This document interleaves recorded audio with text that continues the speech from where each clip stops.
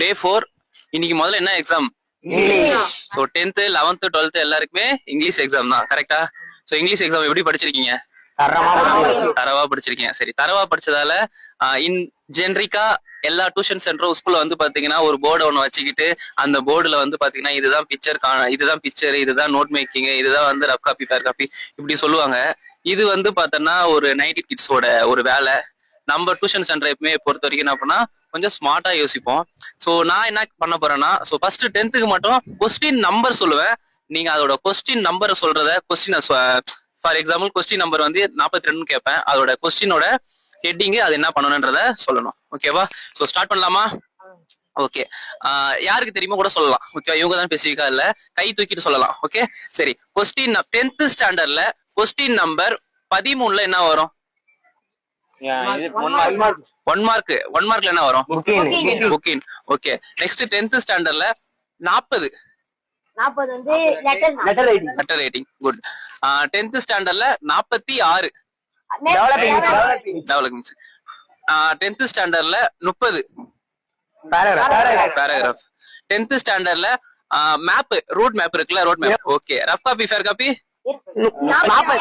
Advertisement, 39 poem paragraph 33ல start ஆகி 36ல முடியுது. ஓகே, இந்த கிராமர் கொஸ்டின்லாம் 23ல இருந்து 27. சரி, அதுல சில கொஸ்டின் ஜீவா சொல்லு, என்னென்ன கொஸ்டின்லாம்?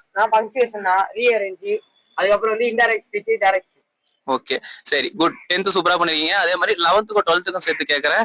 சரி, 11th 12th பொறுத்த வரைக்கும் கொஸ்டின் நம்பர் 42 என்னது? Poem paragraph. இஆர்சி எங்க எத்தனை லெவல்?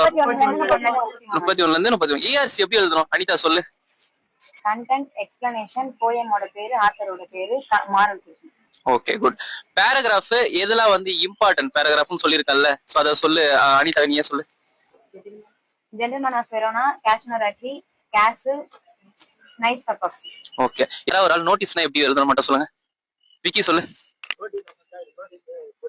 அதுக்கப்புறம் அந்த அட்ரஸ், அப்புறம் டேட், நம்ம எழுதுறதுலாம் போட்டு கீழே அந்த ஸ்கூல் பேர் மேல ஃபர்ஸ்ட் போட்டுருக்கோம். அதுக்கப்புறம் கீழே அந்த பேர் போட்டுருக்கோம். ஓகே, அந்த ஸ்டார்டிங் அந்த திஸ் இன்ஃபர்மேஷன் சொல்லிட்டு அந்த கண்டென்ட் தெரியல, யாருக்கு தெரியும்?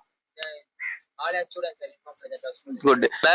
யாரையும் பார்த்து எழுதாத, அதே மாதிரி யாரையும் டிஸ்டர்ப் பண்ணாத, அதே மாதிரி பார்த்தனா வர ஃபேக்கல்டி டீச்சர் வராங்கன்னா அவங்கள டிஸ்டர்ப் பண்ணாதீங்க. இது மூணும் வந்து பண்ற மாதிரி பிளான் பண்ணிக்கோ.